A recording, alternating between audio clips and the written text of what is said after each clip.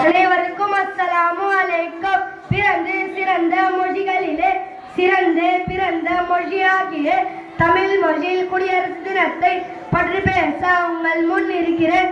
மன்னராட்சிக்கு முற்றுப்புள்ளி வைத்த தினம், ஆனந்தமான மக்களாட்சி மலர்ந்த தினம், அடிமை விலங்கை உழைத்த தினம், அண்ணல் அம்பேத்கர் சட்டம் வகுத்த தினம், நம் பாரதம் குடியரசாக மாறிய தினம். அனைவருக்கும் இணைய குடியரசு தின வாழ்த்துகள். இன்று ஜனவரி 26 நாட்டில் 77வது குடியரசு தினத்தை கொண்டாடுகிறோம். 1950ஆம் ஆண்டு ஜனவரி 26ஆம் அன்றுதான் நமது பாரதம் குடியரசு நாடாகியது. எல்லோரும் ஓர் குலம், எல்லோரும் ஓர் இனம், எல்லோரும் இந்திய மக்கள் என்ற மகாகவி பாரதியின் வரிகளுக்கு ஏற்ப ஜாதி மதம் இனம் கடந்து இந்திய மக்கள் கொண்டாடும் விழா குடியரசு தினமாகும். இந்தியா விடுதலை அடைந்த பிறகு நாட்டிற்கான அரசியலமைப்பு சட்டத்தை உருவாக்கும் பணி டாக்டர் அம்பேத்கர் அவர்களிடம் ஒப்படைக்கப்பட்டது. அம்பேத்கர் தலைமையில் அமைக்கப்பட்ட குழு இந்திய அரசியலமைப்பு சட்ட வரவை உருவாக்கியது.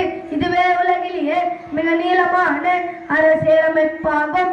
இச்சட்டத்தில் அனைவருக்கும் வாக்குரிமை, எழுத்துரிமை, பேச்சுரிமை ஆகியவை இடம் பெற்றிருந்தன.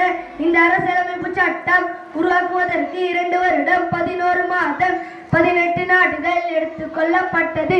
இந்த அரசியலமைப்பு சட்டம் உருவாக்கப்பட்ட நாளைத்தான் நம் குடியரசு தினமாக கொண்டாடி மகிழ்கிறோம். ஆக சகோதர சகோதரிகளே, எங்கள் தேசிய கொடி அழகாய செய்வது வீசும் காற்றினால் அல்ல, உரி கொடுத்து சென்ற வீரர்களின் மூச்சு காற்றினால். எத்தனை மதம், எத்தனை மொழி, எத்தனை ஜாதி, எத்தனை பிரிவுகள் இருந்தாலும் நாம் அனைவரும் பாரத தாயின் பிள்ளைகள் தான். நாம் ஒற்றுமையாக வாழ்வோம், நம் தாய் நாட்டை நேசிப்போம், அதன் முன்னேற்றத்திற்கும் வளர்ச்சிக்கும் பாடுபடுவோம். வாழ்க மக்கள், வளர்க பாரதம் என கூறி விடைபெறுகிறேன். ஜெய் ஹிந்த்.